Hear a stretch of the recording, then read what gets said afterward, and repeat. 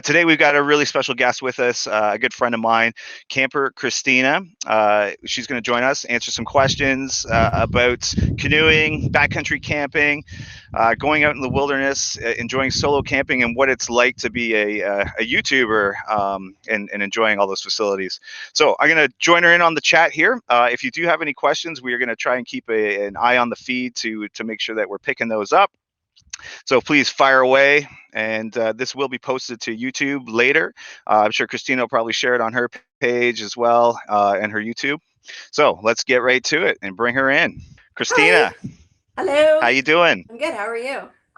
I'm all right. How's things treating you? You know, hanging out at home like everybody else, probably. Yeah. Oh, for Enjoying the sure. time off. Yeah, it's we're having a weird spring. It's warm, cold, and yeah, certainly a little bit of self isolation. So I don't want to spend too much time talking about pandemics and staying No. at home and not enjoying the outdoors. I mean, we can still certainly get out to a limited degree, but we want to be extra careful if we are going to venture outside and take those extra precautions. So. Anyway, Christina, she's a YouTube star, has over 600,000 views on her chain of videos, almost 5,000 subscribers. So hopefully we can get her up over that 5,000 hump. It's Because 70 I'm sure more to hit 5,000. 70 more. Wow, that's amazing. Really, really good. Over 350 videos of her adventures, and a lot of that she actually takes on solo. So if you're not familiar with her stuff, I would get on her page and have a look. There's a lot of good instructional stuff on there. Things to do, what to pack, places to go and adventure. So let's get right into it. So how did you get into backcountry camping, that type of thing? Like, what's your origin? Have you done this your whole life, or is this something fairly new for you? It's not fairly new. I did my first trip in 2001, and I just kind of started seeing stories about people going and hearing about people going, and I always loved the outdoors when I was a kid. But I wasn't really raised in a camping family or canoeing family. Although my dad is very outdoorsy.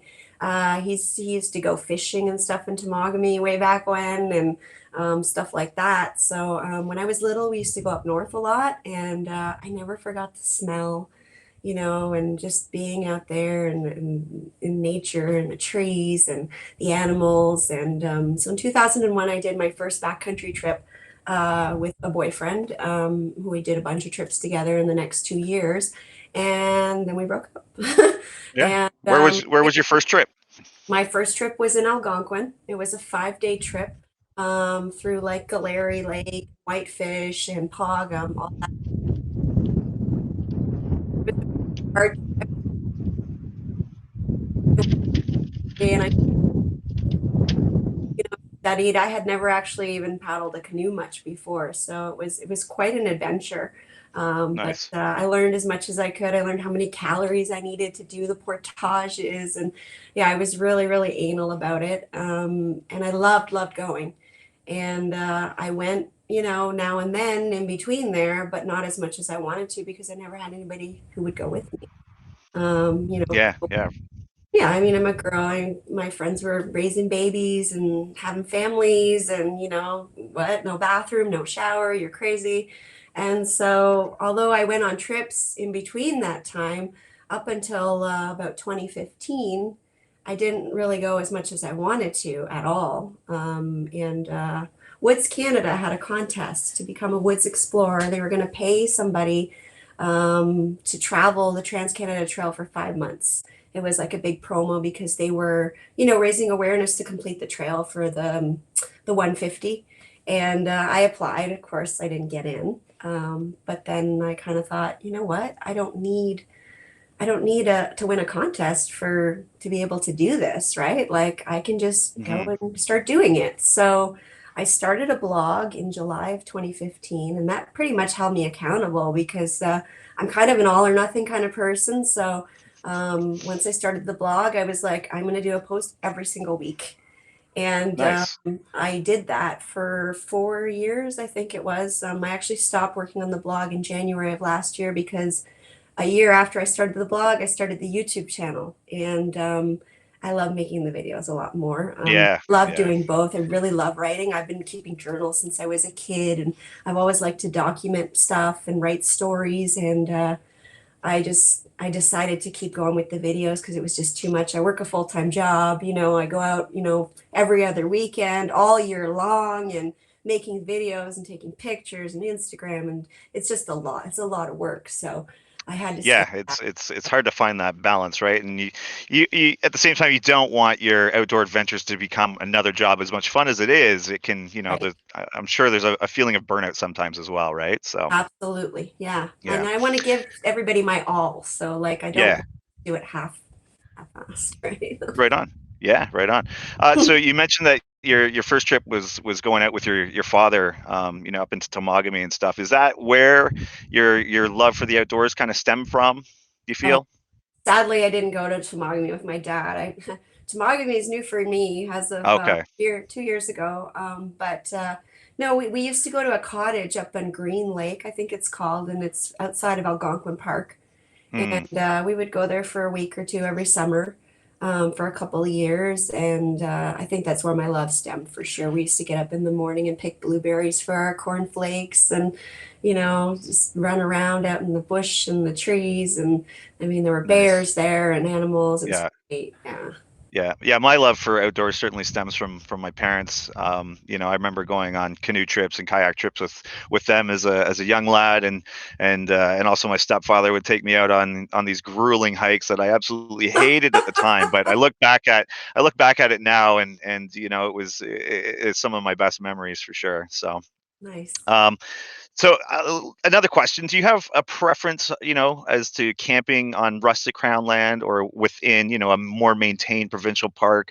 Car camping is obviously a big thing for a lot of people. I'm sure that's Yeah. probably maybe not for you, but some of the more maybe manicured parks in Algonquin, or prefer to find a barely used crown land camping site.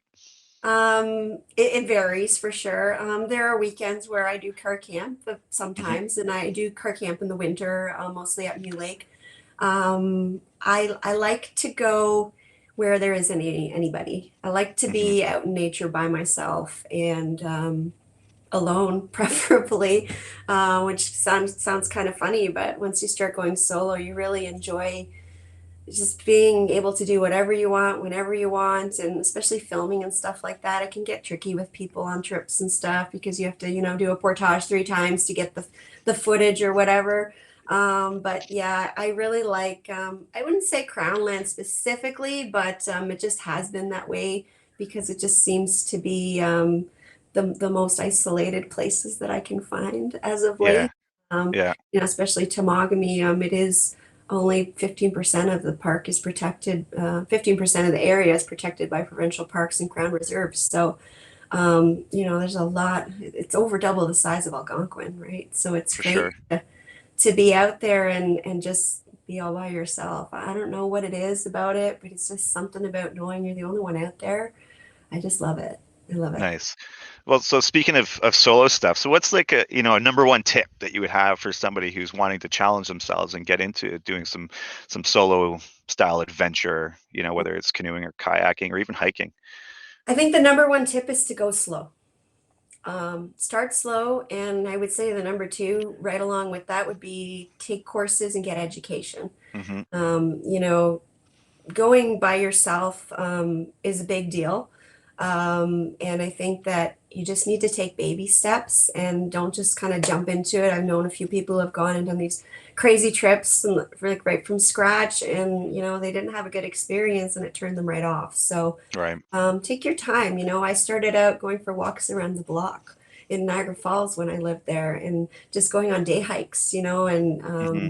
going to the Bruce Trail and going out for a couple hours, and then doing day paddles. And when I did my first solo trip, I was terrified, but I went somewhere safe. I went somewhere that had a signal, and just take it slow. Take it very slow and learn from people who know what they're doing, and take courses if you can because they'll give you a lot of confidence.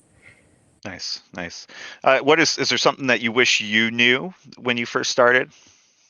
Probably about the courses, and Yeah. I would Okay. say proper things to do. I'll give you an example. My forward stroke, kayaking. You and I did some courses together, a course together with James and Dimna at Ontario Sea Kayak, and Yeah. Sure did.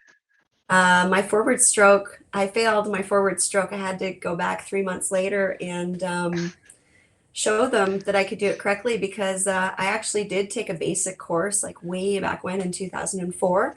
And, I forgot half the stuff. And then I went out my merry way and, paddling, paddling, paddling. And the whole time I was doing it wrong for years and years and years. And then when I went to take my course, they were like, no, that's not right. What are you doing? So all this time, like 10, 12, 13 years, whatever it was, I was doing the forward stroke wrong and I was exhausting myself doing it incorrectly. And I had to retrain my body how to do it properly. And I still, to this day, I hear Dimpna in my head, wash the shelf, dry the shelf, Frankenstein, right? Like all these little tips they give you because you get into bad habits and that's not Yeah. good. So yeah, if you learn Absolutely. the Yeah. right way Absolutely. from the start, that's really good. Because Yeah, yeah. No, as a kayak instructor, we certainly notice that. We'll get people who've never kayaked before, obviously, and they're the best to train because they don't know any different. You can start instilling good habits into them. The worst ones to try and instruct are, guys and women who have been doing it for, a number of years, and they come in and it's really hard to break those old habits for yeah, sure. So, for sure. yeah, that's great. Um, so could you give me an example of how your first trip went and now how your planning goes, for ones now? Obviously you've done probably quite a few since that first one. How has your planning phases changed in You're regards to meaning that? solo trips, right? For solo tripping, Yeah. yeah. So my first solo trip was in 2015 in September. It was at the Massasauga Provincial Park. It was just one portage in. I think it was a 900-meter into Conjure Lake. It has two campsites on it, and I was good. I mean, I was great. I was doing all these day trips and day paddles. So during the day, I was great. I was in my glory, and I set up my camp, and there was supposed to be a big storm at night. So I put my tent way in the back of the site, right? So it was nice and sheltered and stuff, right? Smart. And then it started getting dark, and I'm Yeah. afraid of the dark. So I had brought a bunch of glow sticks, probably enough to start a rave. And I called my mom. I was pretty scared. When it started getting dark, it got dark, dark. Not like, those nice summer nights where the moon is Yeah. full and I couldn't see anything. It was pitch black because it was cloudy and it was going to rain and Yeah. storm. So I'm sitting by the fire, and finally, about 12 o'clock, I was like, okay, I need to go to bed. I can't stay up all night. So I went to go to my tent, and I'm like, no, this is way too far in the back in the forest. I moved the tent at midnight way up to the front where the fire pit was. And I think I got about 6 hours sleep or something like that. But I made it through the night, and it did get easier. And now, I don't even think about that. I think you do, you kind of just build a natural confidence. And I've also taken a bunch of courses in between now and then. And now when I plan a trip, it's like, how deep can I get and how many days and how far can I go and where's the like most remote area that I can get to? And, it's a whole different thing. But I think I've evolved quite a bit since that first trip. I mean, it's been 5 years now. So Yeah. yeah, Awesome. yeah. How many solo trips do you figure you've done since that first one? Oh my gosh. I don't know. I've never counted. I'd probably say maybe 50. I don't Wow, know. that's an awesome. Yeah, I awesome. maybe 40. I don't know. Yeah. I'd have to Yeah, count. I remember Did a my lot. first solo trip. It was a very similar feeling. I was out in the woods by myself I borrowed a bivy sack because I'd never used one before, and it was not pleasant. I mean, all night I could just hear mosquitoes buzzing in my ear, like every noise. I was like, "What's that?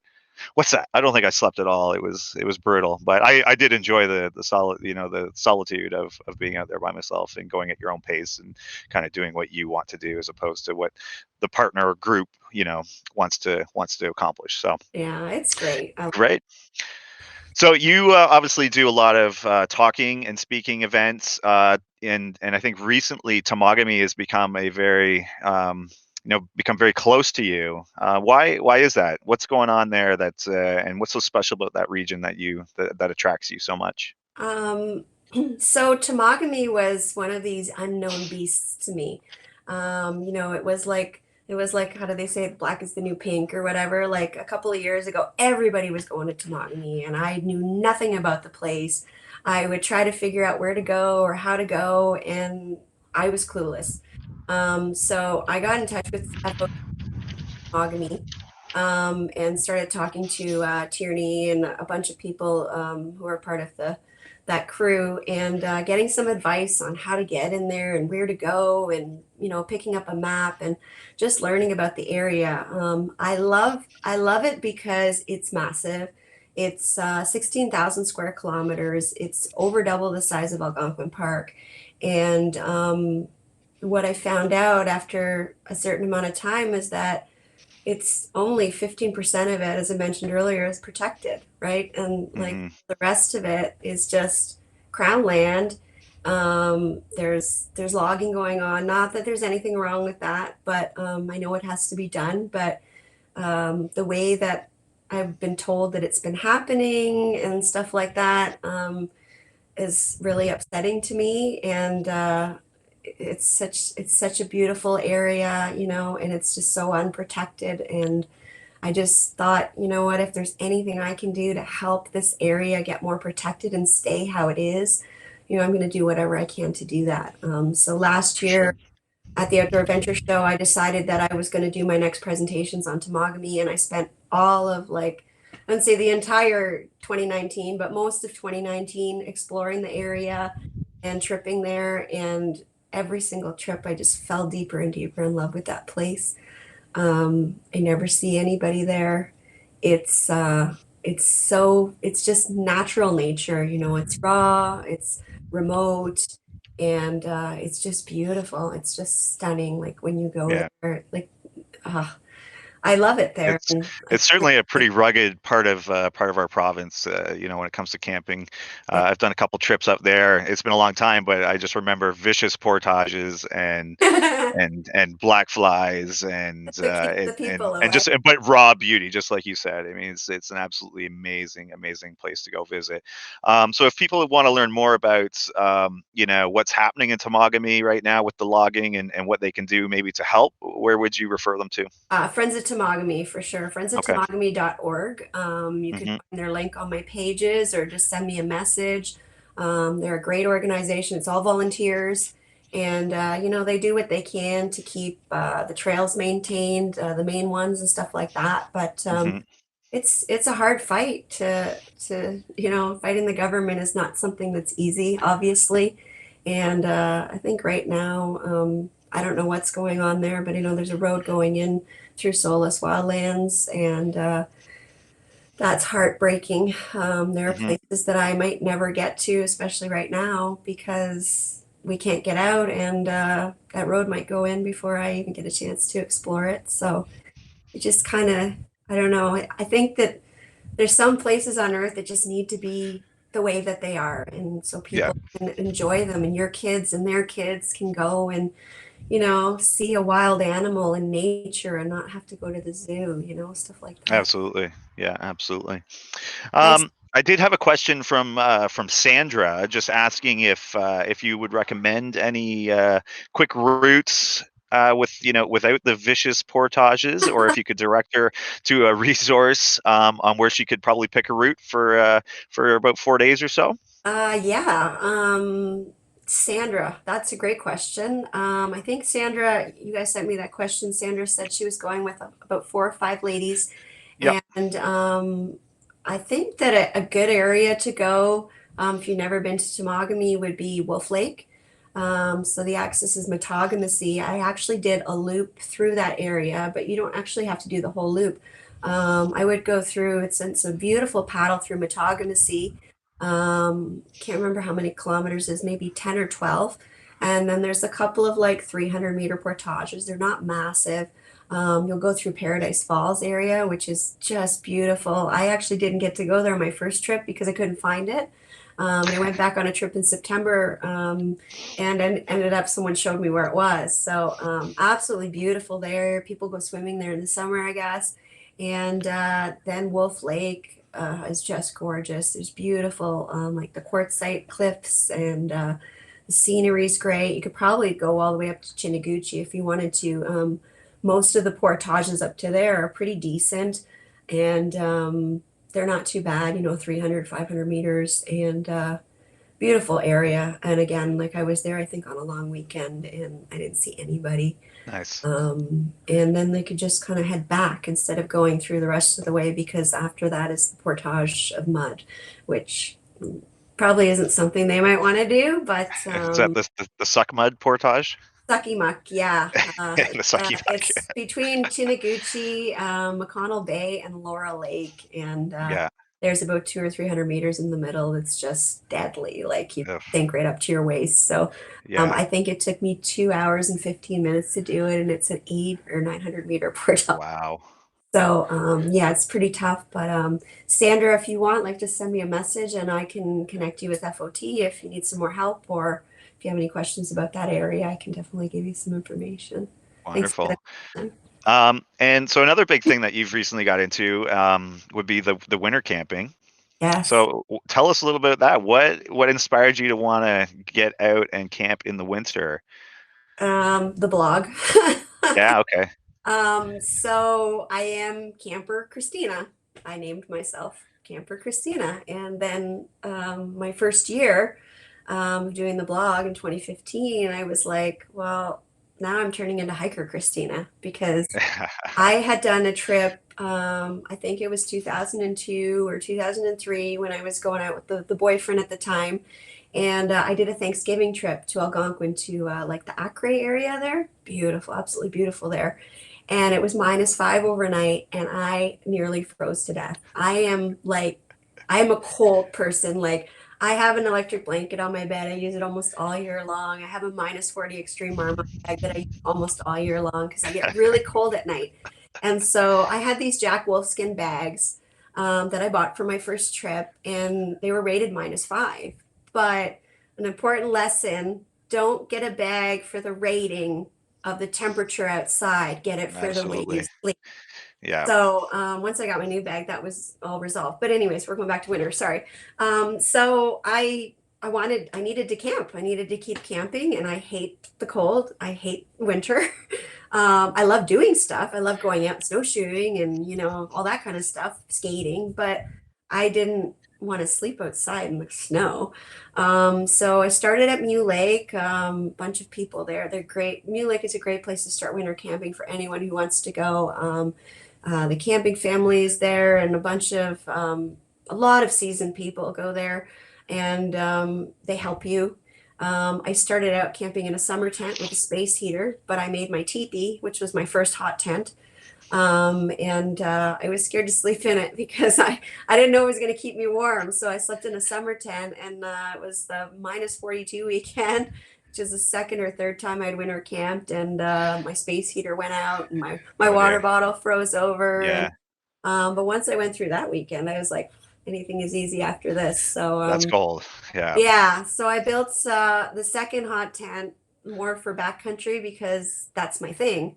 I wanted to winter camp, but I still wanted to go out into the backcountry. I didn't want to do it while I was car camping. Yeah.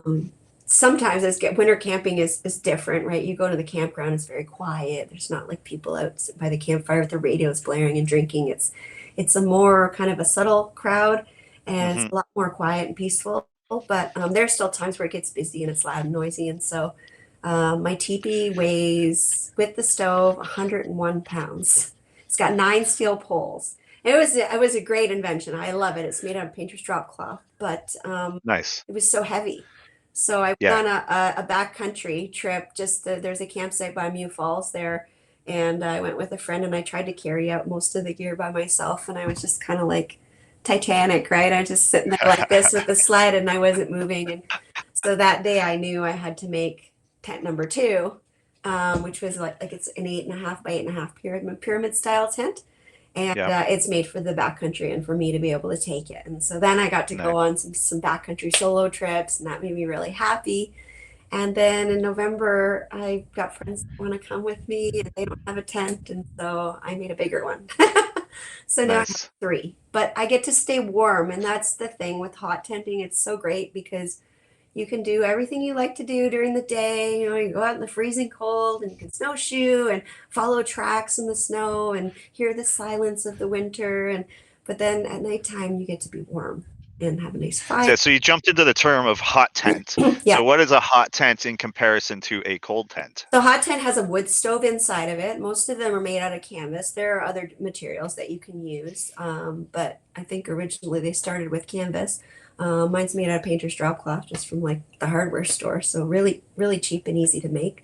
And cold camping is when you don't have a heat source, so you're just going in like I've done it. Well, I use my Marmotsuma too when I call camp. I just did my last trip a month ago that I did before everything got shut down. I call it a cold camp. It was spring, but it was -5 or something overnight. So That's still cold enough. it's cold enough. And for that, that's the packing video I just put up today. Is I bring a hot water bottle and stuff like that and Yeah. put it in my sleeping bag and hot pockets and stuff like that, and it keeps me Yeah. warm. But when it's cold, cold, like -20, -30, I like to have my wood stove. And, Oh, for I'm sure. sitting there in my For sure. tank top. It's -30 outside, and I'm making salmon, and Yeah, it, my first opportunity to try a hot tent was with the happy camper Kevin Callan, and yeah, it didn't get that cold that night, but it was still an awesome experience, and I'm really excited to get you back out should again. come with me Hopefully this sometime. winter. I would really like you to Absolutely, we come. will. Yeah, for I've got sure. the big hot tent. It's massive, Yeah, 10 by yeah, 14. It's amazing. huge and Yeah, it's nice. It doesn't get as hot as the little tent. Obviously, yeah, it's bigger, but it's still pretty cozy. It's like 15, 20 degrees in there. It's still decent. nice, nice. So what advice would you have for anybody who's wanting to try winter camping?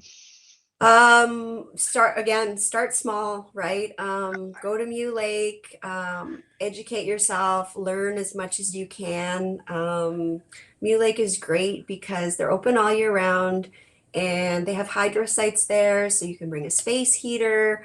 Mm. And like if you do get a hot tan or you can't get the fire going, the wood sometimes at Ontario Parks isn't the best. So, That's an understatement. sometimes you got a hot tent, you got a wood stove, but you can't get the fire going. So, Yeah, bring lots of backups. There's people nearby. There's always a park host there. So, they give you information or help you out. And there's people all around to help.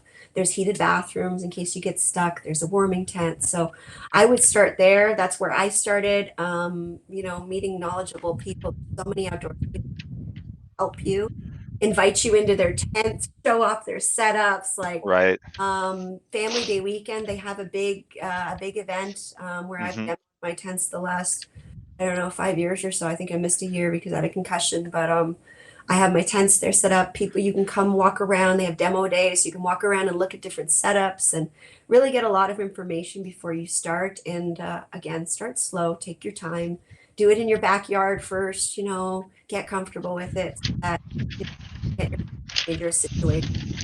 Perfect. Drink more whiskey, says Greg. Yeah, I saw that. Drink more whiskey and you'll sleep fine. I And we've got drink a hello from, sorry if I mess your name out here, Torben, from Norway. So that's kind of cool. Got people tuning in from Norway.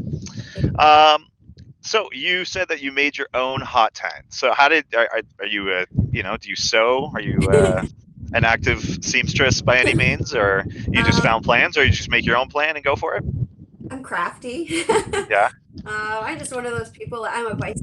I don't know if it's a crafty sign or not, but I couldn't afford a hot tent, so I just went online. The teepee, I found a pattern online. I have a blog post on making the teepee, which has the pattern in it. It has everything that I've used to make it, and exactly how I made it.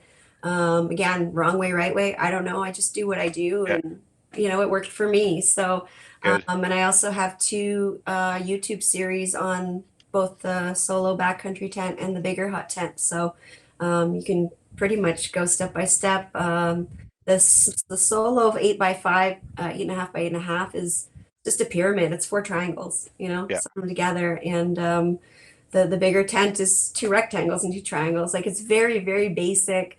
Um, Normal sewing machine, nothing fancy. I took home ec in school. My mom used to sew my clothes when I was a kid, as people in my generation, that's what they did. So Yeah. I know how to sew. I'm not a seamstress, which is why I won't make tents for people when they ask me, because they're not perfect. If you look up close, you'll find flaws for sure, but it Hmm. does what I need it to do. So that's the Yeah. important thing. It got me out in the winter and it got me able to camp year round, and Yeah. that's the most important thing, I For think. sure. And there's a lot of premium brands out there that if you have the money available, Esker and Snow Tracker, and a few other ones that are semi-local but maybe not well as known, that will build custom tents for you too. So there's certainly options out there if you don't want to build your own, right? Yeah, for sure. I think you can get one as low as about $900 for the smaller Yeah, sizes, depending on yeah. And they're which a hefty investment, but it is a pretty amazing experience, that's for sure. it So is. It's awesome. And you know what? A lot of people have a lot of time on their hands right now. So, could be a good project. yeah, absolutely. Mm. So what's getting away from maybe the winter camping, but what's your favorite season to camp in? Summer and Summer? fall. Yeah. The, Okay. I think our new fall is like the new summer, really, like It is September and very October. much. You can go swimming, and Yeah. I love that time of year. It's less buggy. Yeah. People say that the bugs are gone. They love fall, but I don't know. I found in Temagami that they don't really ever go They away. don't go away. They're just not as irritating. Yeah. But I really love September, October, especially. It's quiet. There's not a lot of people out, and it's still hot. I like the hot weather. Yeah. I love being hot and sitting in the sun and going swimming and all that stuff. So For sure. For sure.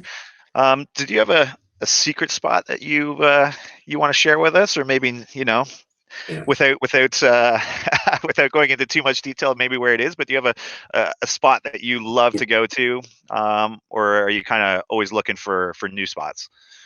I The passion for me of camping is exploring.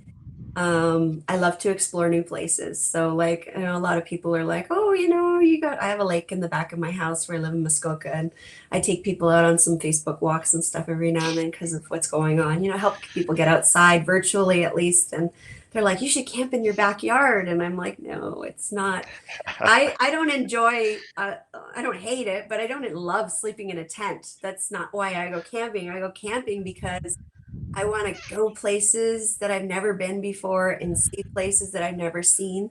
And so I don't really have a secret spot because every time I go somewhere, I want to go somewhere new. And so far, I've been lucky to be able to do that mostly on my trips. And I mean, I love new places, and I don't know, exploring.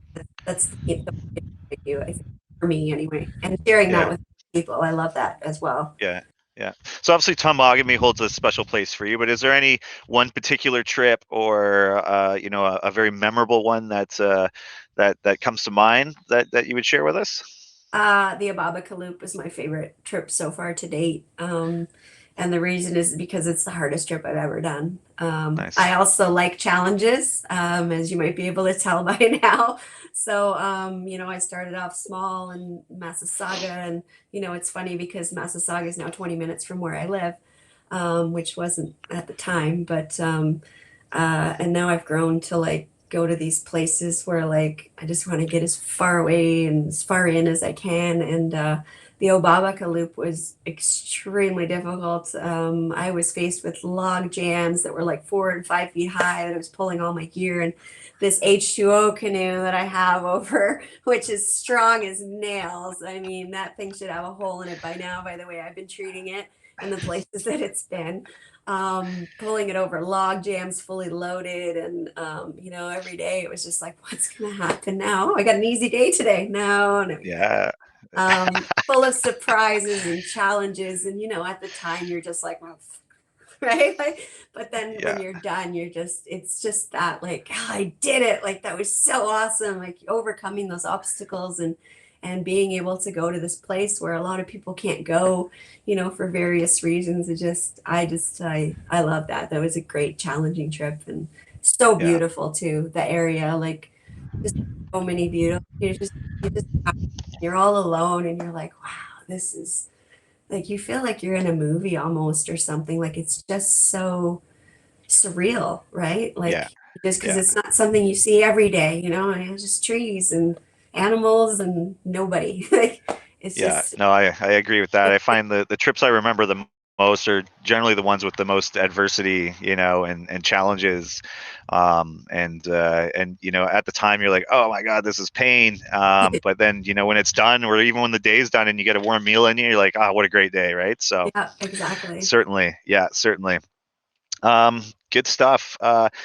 I'll just take a minute here. Anybody who's watching, we are going to be wrapping up fairly soon here. There's a little bit of a delay that goes on. So if you do have any questions for Christina or myself, please type them in the comments, and we'll do our best to get to them before the end of our discussion. Okay, so one quick question for you. You've got all your basic camping items with you, Yes. but you're only allowed to bring one luxury item with you. What is that luxury item? Oh, luxury item. Does Yeah, my and we'll base that water on the bottle on the count? sense that like it's not food or like your general gear Not my related. Like sleeping obviously you need bag. a tent for the most part, your bag and etc. Like a book or a special chair or some whiskey. What's your luxury item? I don't really drink a lot when I go camping. I know that upsets a lot of people, but That's no, that's I'm totally just fair.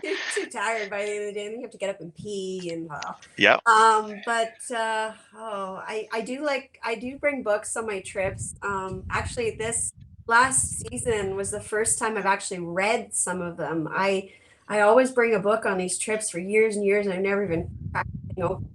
But I've read a couple of the Hop Wilson books, Cabin and River of Fire, while I was out in Temagami, and Hmm. that combination was just amazing. Just to lay, For sure. I don't know if that counts, but a lot of the tripping trips I do, I don't bring a chair because it's just too heavy. But I've been bringing Yep. my hammock, and Yep. just to be able to lie, there and rest your bones and read a book, and I'm reading about the area that I'm in, or Yeah. like I was beside the Obabaca River, beside these raging rapids, and like I'm reading about how their hap is on the river, and the River of Fire book, and they're like overcoming 3 meter waves, right? And I'm thinking about my day, and I'm like, that was nothing compared to this. I can do that. Like, you know what I mean? Like, it kind of Yeah. gives you a lot of inspiration. Yeah. Uh, Chocolate has to be there for sure. Uh, I would say probably my hot water bottle. I bring it on a lot of trips. It's not like heavy or anything, and it's really skinny. But Yeah. at the same time, it's nice to be That'd warm. be a great luxury item, especially on a cold night, right? So Yeah, for when it's sure. hard to warm that sleeping bag up or your feet get cold. Yeah. Awesome. Um, so for a lot of your main viewers, I'm sure they realize that you do have some dietary restrictions, and I think there's a lot of people out there who have whatever their own condition is, Yeah. um, and it may scare them from wanting to go and experience places like this, knowing that they have to do some extra planning. What are some tips, or what do you do to overcome that particular challenge? Well, I have colitis, as a lot of people know. I've not made a secret about that. I actually have a blog post. One of the last blog posts I wrote, actually, the blog is still up and running, and you can check out all the posts. They're still on there. I'm still paying a fortune to WordPress to have that up. But because I can't let it go, I don't have them anywhere else. But camping with colitis was one of the last posts that I wrote because I thought it was really important to. It was a really hard post for me to write because there are a lot of things that are uncomfortable to talk Absolutely. about. And, nobody wants to make themselves look weak or inferior to other people. I mean, but that's part of my charm, I guess, on my videos and stuff. There's a video with Sue where I threw up, and I'm just like, well, I threw up, right? Like, it's not always easy. There's challenges, and food is hard for me sometimes when I'm experiencing a flare. Basically, my foods that are triggers for me are nuts, seeds, fresh fruit, fresh vegetables, um, greasy food, spicy food, basically anything that's good for you. Yeah. Trail mix, like stuff you take on trips, it's non-perishable, like nuts and seeds and granola bars and all that stuff you get your energy from. And I'm eating Fudgio cookies because you know, and then because I don't want to get sick, right? Yeah, And it's a struggle, you know, but it's added to my challenges of things that I, you know, overcome when I'm out there. And you know, the backcountry is the greatest place for me, in my opinion, to have colitis because, you know, you got your shovel and you can just, you know, do whatever you need to do wherever you are. It's not as bad as being stuck in the city where, you know, you can't find the bathroom or, of you know, course. stop at a toilet. Like, I don't know. And again, it's stuff people don't like to talk about. It's uncomfortable. People don't want to talk about going to the bathroom and all that stuff. But Well, there's it's a real problem in the backcountry, right? You got to go. yeah, So and I think a lot of people now, especially there's gluten allergies and yeah, celiac, and like I guess it's kind of the same thing, but you know, there's people that have like all kinds of food allergies, and I think they're all kind of created by the way that the food is being processed. But you know, everybody's got issues, everybody's got problems, and you know, just do whatever you can to get out there. If that's what you want to do, and that's where you know want to be, then you just make those exceptions. You know, I just bring Fudgio cookies instead of trail mix, and I, you know, eat white bread and pasta instead of having fruit and vegetables. And, you know, somehow I get some carbs in me and I get going and I do what yeah, I can do. And yeah. that's all you I can think do, right? You just for have to sure. I deal with think planning cards you meals for get. the backcountry can be as easy as hard as you want, right? I mean, you know, one of my go-to recipes is honestly like a summer sausage and rice, and I mix Nice. it in one pot, and that's Yep. it. It tastes delicious. It's easy to go to. It lasts forever. So it's a really simple one. So you know, but if I'm, you know, if we're going on a more luxury trip, then you know, I'm bringing Egg. more stuff. You know, we'll do, you know, curries and stews and stuff like that to make things a little more interesting. And it all depends on who's cleaning that night. Yeah, exactly. And nice segue into that is that I do have a YouTube series called Camper Christina Cooks on my channel. And Yep. there's going to be probably a lot more of those coming up. I have a whole bunch banked from last year. Nice. I have videos coming out every week, but when I'm tripping, like when I'm going away every other weekend or whatever, I can't get those videos in. So now that we're kind of at a lull, I'm like, oh, I can finally post all those videos that are sitting there waiting. So Nice. if you like the Yeah. cooking videos, guys, there's lots of those coming up. Awesome. Awesome. Yeah, I think that's a great way to inspire people to try, you know, different recipes that they, you know, maybe wouldn't normally do.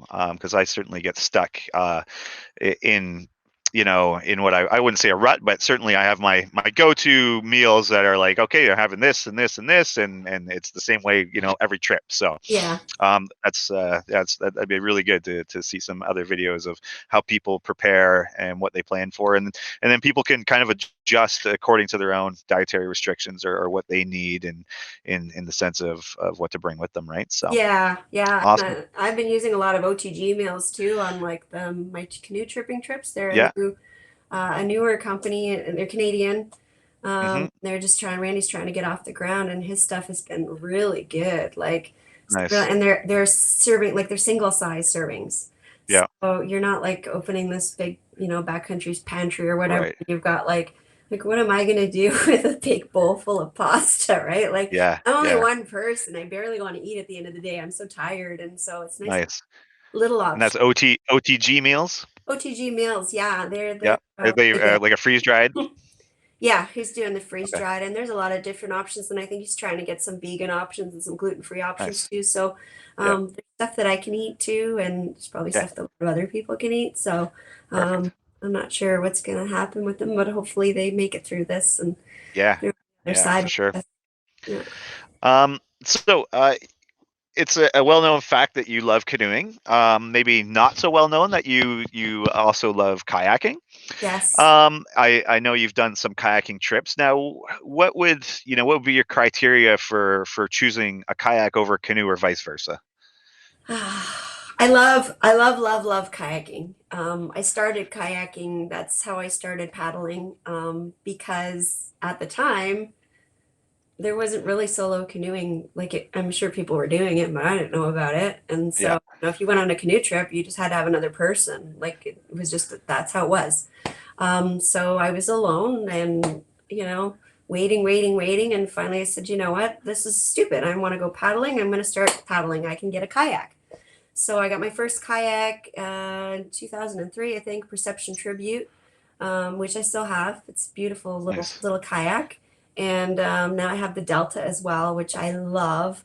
I Yes. love doing trips out in Georgian Bay and stuff like that with it. I I'll use, throw a quick little plug in. We'll have Mike Squarick from Delta Kayaks on the show next week, so that'll be yeah, exciting to chat with him, Mike is, see what's going on and everything new with Delta. So sorry, carry on. yeah, love my Delta. I bought that when I moved to Muskoka in 2016, I believe, 2017. And I love it. I use a kayak paddle regardless if I'm canoe tripping or if I'm kayaking, and I get some flack for that. People don't all agree with it, but I Yeah, have hey, most of whatever works. training in kayaking. I have my level 1 and my level 2, and my instructor, which I took with Zach. That's how we met. And I love kayaking, but the problem with it is that I can't get to the places I like to get. Like earlier, we talked about, getting into those remote places. And for me, doing that with a kayak is really difficult. I did do a really great French River trip with my kayak. There's Yeah, only one portage in the whole loop, and that nice. was awesome. But when there's portages involved, they're really long, and you have to unpack the Yeah, portaging a kayak sucks. right. Yeah, And then the unpacking it all, and like I have a couple of videos on packing and unpacking the kayak and stuff, and it's just a lot of work, right? Whereas you're yeah, in a canoe and you put the pack on and you grab the boat and off you go. I don't do them together, but yeah. that's fine. But I do really love kayaking. I wish that there were places that you could kayak that weren't as speedboaty, I guess. Right. I did actually attempt my first trip last year to Temagami, and May 2 for a long weekend was a kayaking trip, and I wanted to do a nice mix of both. And I got there and the lake was frozen. So and Manipusing. It's a bigger lake, but not huge. And so I was gonna do like a tripping trip with the kayak, but just do like different places on the lake because it's a bigger Yep, lake, and go, or Lake Temagami, right? Do like yep. find some of these cute little campsites that are on the big lake, but using a kayak. And the water was frozen, and so then I ended up actually going to a little lake there called I can't remember the name of it right now. Iceland. It was called Iceland. Nice. Ironically, right? Yeah, The yeah. trip on reminiscing, but the water was frozen, and then I go to Iceland, which wasn't And frozen, but and that's a good spot to go with a kayak because you can just put in the for you guys. Sandra, was it? That might be Sandra, another yeah. good place for her to go. Iceland Lake. There's a couple of it's a decent sized lake, and I saw a moose there, so Nice. added Anyway, bonus. gotta love those moose sightings for sure. Yeah, yeah. Cool. All right, I think that's pretty much it for all of my questions. Is there anything else you want to plug in there? I know you did some. Well, you were slated to do a bunch of speaking presentations this year. You did get the one in the Outdoor Adventure Show, which was definitely, from what I saw, very well attended. There was no chairs available, standing room only. So I think people really enjoy watching your presentations, which is amazing. And unfortunately, obviously, with the pandemic going on, a lot of these other events had been canceled, which with obvious reason. Is there somewhere folks can tune in to watch an online presentation that you've done, or have you Uh, got that far? yes. Thankfully, I filmed the Outdoor Adventure Show presentation, which was good. I did find a couple of little mistakes in there, but I gotta tell you, people come to see me speak because I give away really great prizes. So you're Like, paying for it. yeah, I'm like, oh, come and win a free pair of keys, and then all of a sudden my audience is full. And Right. I mean, I'm sure I'm somewhat entertaining, but there's always great presentations going on. And I gave away some Frontenac Outfitters stuff. Ooh, Remember? yeah. Yeah, so that was good. But yeah, that presentation is now on my YouTube channel, as well as the previous 2 years I spoke on how I became a solo camper. which is really great if you're looking to get into solo camping and solo tripping. And it talks about all the courses that I did and, just the things that I dealt with, like to, get over my fear of the dark and get over my fear of bears and all that kind of stuff that you think about, right? When you're like, oh, why would I go on a solo trip? Like, how am I going to communicate? How am I going to get help? Like, all that kind of stuff is in there. And then last year I did pushing the boundaries. So it was kind of like, evolving from just doing like, okay, now I'm going to go from the Massasauga to Northern Algonquin and do some harder trips, and then how I kind of got into that. So those are both, all three of them are online, and I really like them. I don't know, I think they're good. My friend Sue filmed a couple of them for me. Thanks, Sue. I think she's watching. And I was really sad I didn't get to go to Canucopia this year, and I For was supposed sure. to speak at the Ottawa show, which I think is happening like right around now. I believe it's supposed to be Um, this weekend. Yeah. yeah, so, but what are you gonna do, right? I mean, Yeah. stuff What are you happens. gonna do? So, I mean, yeah, uh, this is a little crazy for sure. Um, who would have, okay, so when right? Like, you couldn't that's all even right. imagine. Where can people learn more about Camper Christina? Follow your adventures. I think Corey actually just linked your YouTube channel. He did. So if people Thank you. want to follow along there, this our little conversation will be posted up to YouTube hopefully in the next day or two, so you can follow along there. But where can people follow you? Your blog, your Facebook, your Instagram, Twitter, all that. Yeah, I have a Camper Christina Facebook page. It's very easy to find. Just look for the green circle logo, which is somewhere way down there. Usually have a shirt on, but I wore yours today instead. So I got a great video coming up next week about my new canoes that I'm hoping they're not my new canoes. They belong to H2O. Jeff Hill, who you guys had on last week, I believe. Yep. He is hopefully, if we have a season, letting me use three different new canoes that I'll be trying out this year, and I'm super excited to do that. In association with you guys. And you can find me on YouTube at camperchristina.com. The link's there. Corey just put it in there, so that's to my YouTube. And you can get in touch with me anytime if you want to chat or if you have a question. I got a lot of free time on my hands right now. Um, Yeah. so yeah, get in touch, please. And I'm looking for 70 more subs to finally hit that 5,000. It's taken me over 4 years now. Yeah, that'd be a good milestone for 350. sure. That's all right. Maybe Yeah. this one will go viral and Ooh, and you'll just blow up. So I think you yeah. had one quickly. You had one video you mentioned the other day that kind of went viral and really kind of boosted your subscribers. Yeah, my hot tent trial run, Yes, the 8.5 by 8.5. I took that to Mule Lake, and it's got like 130,000 views or something on that one video. wild. I have no idea why, right? Like when I made the new hot tent, I took it on a hot tent trial run at Mule Lake, and I kind of repeated the tags and stuff, and it didn't really, I mean, I appreciate every single view I get. I mean, I remember when I started my channel and it was like, oh my God, I hit 100. Like I was so excited, right? Um, Yeah, amazing. I appreciate every single view I get. I appreciate people taking the time out of their lives to watch my videos and to comment and offer advice and support. And there's a lot of people that I've heard from over the years who have gone on solo trips because of watching my videos and taking courses and gotten the courage to do things they've never done before, or they've always wanted to do, or they used to do, but then they had a family, and then they the kids grew up, and then they wanted to go back out, but they didn't know how. So I'm grateful to all the support I get, every person, to you guys. Frontenac Outfitters, I am an ambassador for. If some of you don't know, shirt. And the H2O canoe that I used last year, the Pro 14.6, amazing boat, was arranged through Zack. I was desperate for canoe to use last season in May, and you were there for me when I really needed you, and I'm extremely grateful for that. I wouldn't have had the season that I had without that boat. And to you and to Jeff, the canoe is so strong and great, and I can't wait to try out the other ones. And I appreciate the support from everyone. It's really important, especially right now. There's a lot of hate going on in the world, and it's nice to get good comments and people who support you. So I do appreciate it. Thank you very much.